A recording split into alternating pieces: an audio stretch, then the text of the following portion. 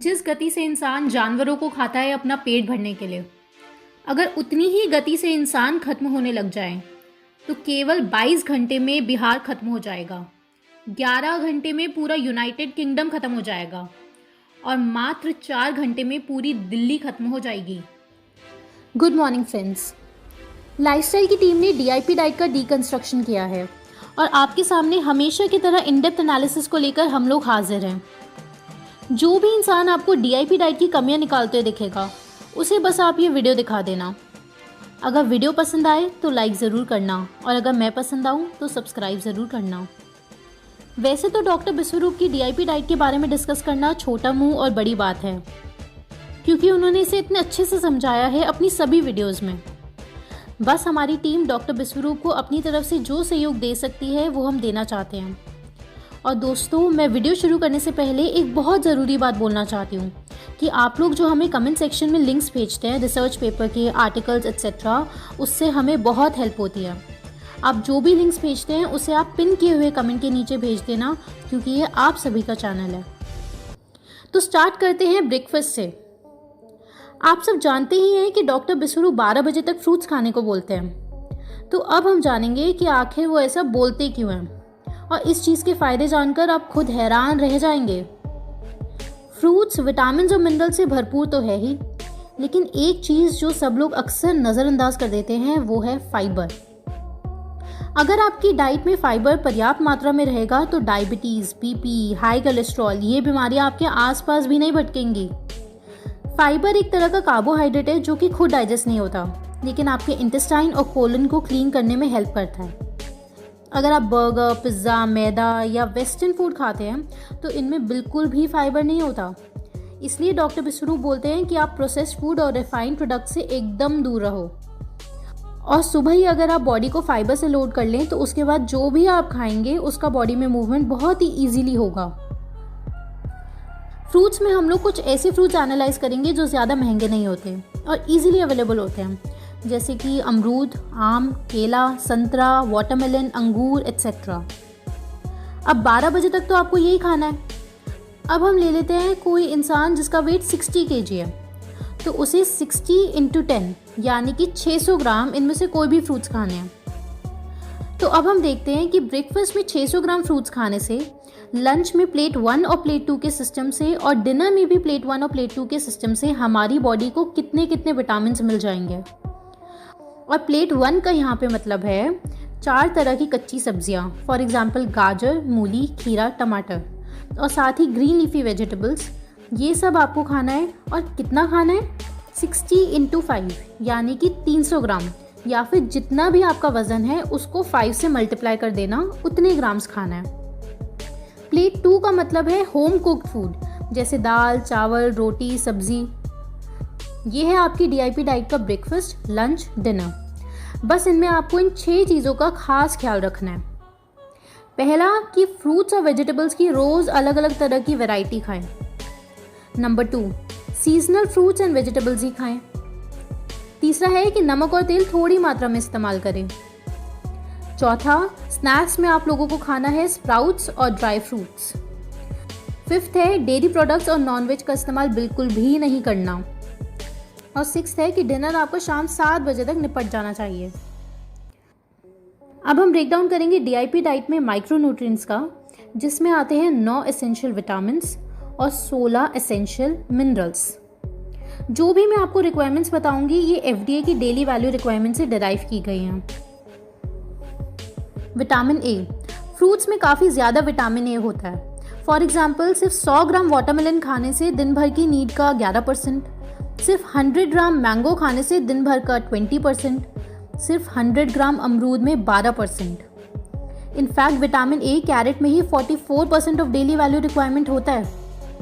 अगर आप डॉक्टर विश्वरूप की डाइट खा रहे हैं तो आपको विटामिन ए की चिंता बिल्कुल भी नहीं करनी, वो सब खत्म, क्योंकि हम ब्रेकफास्ट में ही इतने सारे फ्रूट्स खा ले रहे हैं। अब विटामिन बी कॉम्प्लेक्स, जिसके अंदर B1, B2, B3, B5, B6, B7, B9 और B12 आते हैं। फ्रूट्स में विटामिन बी थोड़ा कम होता है, लेकिन बनाना एक बेहतरीन सोर्स है विटामिन B6 का। सिट्रस फ्रूट्स में भी थोड़ा बहुत विटामिन बी होता है। तो विटामिन बी हमारे अंदर कैसे आएगा? वो आएगा दालों से, जैसे कि सोयाबीन, राजमा, छोले। इनमें लगभग 100 ग्राम में 20 से 25% दिन भर का विटामिन B6 आपको मिल जाता है। और बाकी आपको मिलेगा सबसे बढ़िया source green leafy vegetables, dry fruits और सीड्स, जैसे कि अलसी के बीज, पंपकिन सीड्स, चिया सीड्स, इन सब से। और विटामिन बी के लिए सबसे ज़रूरी पीनट्स। 100 ग्राम पीनट्स में डेली वैल्यू रिक्वायरमेंट का करीब 70% विटामिन B3 होता है और करीब 50% विटामिन B1, और बायोटिन यानी कि विटामिन B7 होता है करीब 60%। अगर आपने थोड़ा थोड़ा ये सब खा लिया ना, तो विटामिन बी के बारे में आप निश्चिंत हो जाइए। विटामिन सी, इसके बारे में मेरे को बोलने की कोई ज़रूरत नहीं है। आप सबको पता है fruits are loaded with vitamin C. अगर आपने एक संतरा खा लिया या आपने 2 आम खा लिए तो आपके दिन भर का vitamin C complete. Vitamin D, doctor Biswaroop recommend करते हैं कि डेली आपको 40 मिनट सनलाइट लेनी है। इसके अलावा आपको soybean, orange juice, mushrooms, oats, इन सब से भी विटामिन डी मिल जाता है। विटामिन ई, फ्रूट्स में विटामिन ई थोड़ा कम होता है, लेकिन आम और पपीते में थोड़ा थोड़ा विटामिन ई ज़रूर है। एवोकाडो और कीवी ये सब इजीली अवेलेबल नहीं है, तो हम इन सब का डिस्कस नहीं करेंगे। हम इजीली अवेलेबल फ्रूट्स के बारे में ही डिस्कस करेंगे। तो फिर हमारा बाकी विटामिन ई कहाँ से आएगा? वो आएगा उन चीज़ों से जो कि मैंने विटामिन बी के लिए बताई थी, जैसे कि seeds, dry fruits, specially peanuts और बादाम। अगर आपने ये थोड़े थोड़े खा लिए तो आपका विटामिन ई भी कंप्लीट। अब लास्ट विटामिन के, ये सबसे ज़्यादा पाया जाता है ग्रीन लीफी वेजिटेबल्स में। जैसे कि अगर आपने 15 से 20 ग्राम पालक खा ली तो आपका दिन भर का विटामिन के हो गया। इसकी जगह आप 1-2 खीरे भी खा लें, तभी भी आपका विटामिन के कंप्लीट। यहाँ पे सारे एसेंशियल विटामिन्स कंप्लीट हो चुके हैं। अब मिनरल्स को देखते हैं। 16 एसेंशियल मिनरल्स होते हैं, जैसे कि calcium, iron, zinc, manganese, potassium etcetera. अब मिनरल रिच फूड्स की आप ये लिस्ट देखो। ड्राई फ्रूट्स, पालक या फिर green leafy vegetables, beans, seeds, गेहूँ और फ्रूट्स, इन सब में भर भर के मिनरल्स होते हैं। फॉर एग्जाम्पल, 100 ग्राम पालक में रोज़ की नीड का 15% आयरन है। 100 ग्राम चने की दाल में 34% आयरन है। 1 चम्मच यानी कि 15 ग्राम चिया सीड्स में आपको दिन भर का 10% कैल्शियम मिल जाएगा, 7% आयरन मिल जाएगा और मैग्नीशियम का आपको 13% डेली वैल्यू का मिल जाएगा। आयरन का आपको वैसे भी पता है कि हरी सब्जियां बहुत ज़बरदस्त सोर्स है। ऐसे ही अलसी के बीज यानी कि फ्लैक्स सीड्स भी ज़बरदस्त हैं। उनमें मैग्नीशियम, आयरन, कैल्शियम ये सब भर भर के होता है। ड्राई फ्रूट्स जैसे कि बादाम, किशमिश आर फुल ऑफ मिनरल्स। कुल मिला के बात यह है कि DIP डाइट से आपकी बॉडी में किसी भी विटामिन और मिनरल की कमी हो ही नहीं सकती है। ये तो थे माइक्रोन्यूट्रिएंट्स। तो अगर आपको कोई भी मिलता है जो बोले कि डॉक्टर बिस्वरूप की DIP डाइट में डेयरी प्रोडक्ट्स तो है ही नहीं, तो विटामिन और मिनरल्स कहाँ से मिलेंगे? बस आप उसको ये वीडियो दिखा देना सबूत के साथ। अब बचते हैं मैक्रोन्यूट्रिएंट्स, यानी कि कार्बोहाइड्रेट्स, फैट और प्रोटीन, ओमेगा 3, ओमेगा 6, ओमेगा 9। और क्यों हमें नॉनवेज और डेयरी प्रोडक्ट्स नहीं खाने हैं, जो कि हम अगले पार्ट में डिस्कस करेंगे। हमारी लाइफस्टाइल की टीम ने सब्सक्राइबर्स के कुछ मज़ेदार कमेंट सेलेक्ट किए हैं, चलिए उन पर नज़र डालते हैं। अतन सन्याल ने अपने कमेंट के एंड में एक बहुत अच्छी लाइन लिखी है कि without ethics science strengthens the arms of the devil like asuras in our scriptures. Atan ji, आपने बहुत ही बढ़िया चीज़ बोली है कि साइंस में से अगर एथिक्स हटा दिया गया ना, तो साइंस विनाश का कारण बन जाएगी। नेक्स्ट कमेंट है आत्माराम पाल जी का। वो कहते हैं कि आपकी वीडियोस बहुत ही सिंपल और पावरफुल भाषा में होती है। आत्माराम जी, कमेंट करने के लिए बहुत बहुत शुक्रिया। और हमारी टीम की सारी कोशिश ही यही है कि हम आम बोलचाल की भाषा में आपको वो सारी बारीकियां समझा पाएँ जो हमें स्कूल और कॉलेज में नहीं पढ़ाई जाती और मीडिया आपसे छुपाने की कोशिश करती है। कटोहो सुमी जी का कमेंट है, इसे मैं कमेंट नहीं बोलूँगी, ये एक टैगलाइन है।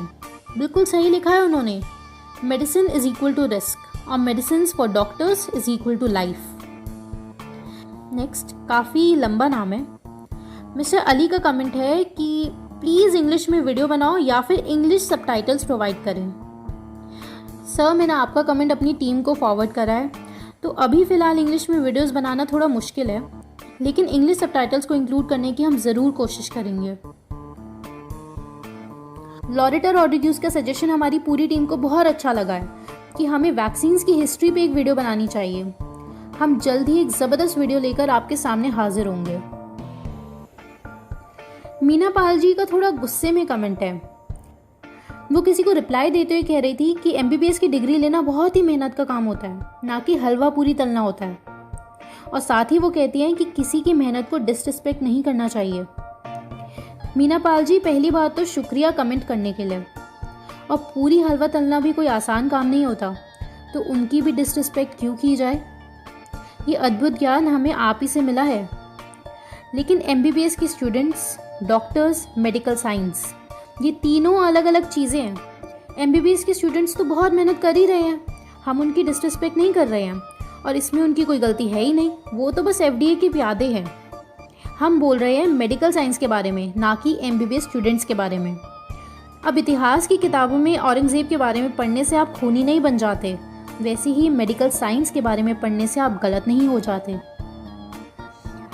हम कंक्लूजन में बस यही कहना चाहते हैं आप सबको कि मेडिकल साइंस का हमको औजार की तरह इस्तेमाल करना है, ना कि मेडिकल साइंस से इस्तेमाल हो जाना है। और ये कैसे होगा? जानकारी इकट्ठा करके, हर चीज़ के बारे में खुद से पढ़ के। वरना वो दिन दूर नहीं जब लैब में पड़े जानवरों का स्थान आप लोग ले लेंगे और आप पर एक्सपेरिमेंट्स हो रहे होंगे। थैंक यू गाइस, अलविदा।